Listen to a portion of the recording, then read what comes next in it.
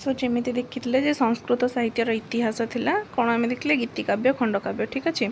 तो संस्कृत साहित्य इतिहास आम प्रथम क्वेश्चन कौन आरंभ करते गीतिकाव्य स्वरूपम प्रदर्श्य कालिदास गीतिकाव्य मालचयत ठीक अच्छे।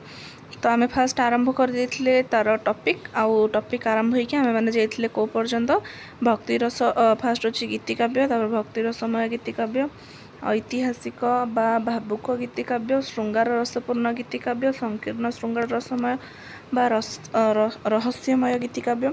तो एथर आम सब देखी तार उदाहरण आम मेघदूतम देखुले तेज चलते देखा से उदाहरणटी कौन रही। तो ये देखिपे दीदी मेघदूतम जो संस्कृत साहित्य उपलब्ध गीतिकाव्य गुड़िक मध्य मेघदूतम स्थान सर्वोच्च कहले अत्युक्ति हेबना। यार विशिष्टता यह कालिदास परिपक्व बयस एक रचना कहुपे। केवल मंदाक्रांता छंदरे काव्यटी को रचना करिथिबारु कालिदास विद्वत्ता प्रमाणित हुए। काव्यटी वर्णित जक्षर विरहावस्था तथा मेघ मध्यम प्रिया निकट को संदेश प्रेरण निश्चित भाव में हृदयस्पर्शी। एक अचेतन मेघठारे चेतनर आरोप करी वर्णनीय वृत्तांत को प्रसाणित करने नेउथिबा पदक्षेप कविंकर पक्षे निश्चित भाव में प्रशंसा। समालोचक मानक मतरे कवि कालिदास इतिवृत्त परिकल्पना रामायणर कथावस्तु द्वारा प्रभावित हो पारती। कारण रामायण रे वर्णित अपहृता सीता को पाइबा रामचंद्रंकर व्याकुलता सहित मेघदूतम रे वर्णित प्रिया विरहित जक्षर व्याकुलता समान जनापड़ुछि। तथापि उक्त ग्रंथ कविंकर अंतः प्रकृति तथा बाह्य प्रकृतिर एक निरीक्षण।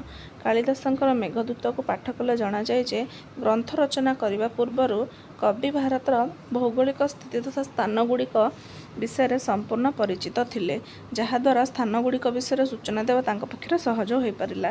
गीतिकाव्यटी वर्णित अच्छी जे वर्षा ऋतुर आरंभ में जक्ष पत्नी विषय स्मरण करिछि। अलका अभिमुखे जाउथुवा मेघखंड को भातृत्वर स्नेह दे निज प्रिया निकट को से संदेश नहीं जावाको कहिछि। निजर निवास रामगिरी ठारू बकपंक्ति तथा मानसोन्मुखी राजहंस मानक सहित माल प्रदेश अतिक्रम करी आमरकूट पर्वत को जावाको कहिछि। तापरे कोन होइछि आमे देखिबा। तापर देछि दशार्न तथा तार राजधानी विदिशा को जाई से सेठारु निर्बंधिया और सिंधु बाट दे उज्जयिनी को जावाको कहिछि। उज्जयिनी अभिमुखे प्रस्थान करने पूर्व बेत्रवती नदीर जल ग्रहण करने को परामर्श देछि। पुणी कौन ना उज्जयिनीर महाकालेश्वर मंदिर दर्शन करी चर्मान्वती नदी को अतिक्रम करी दशपुर मध्य ब्रह्मावर्त जावाको कहिछि। तापर कुरुक्षेत्र मध्य गति करी सरस्वती नदीर जलपान करने को परामर्श देछि। सरस्वती को अतिक्रम करने पर कनखल निकट हिमालय अवतरण करिथिबा नदी को देखिया कहिछि। पुणी क्रौंच पर्वत दे कैलाश को जीवाई कहिछि। बुझेला। सो यहाँ थिला आज वीडियो। आशा करछु समस्त जानि पारथिबे। Thanks for watching.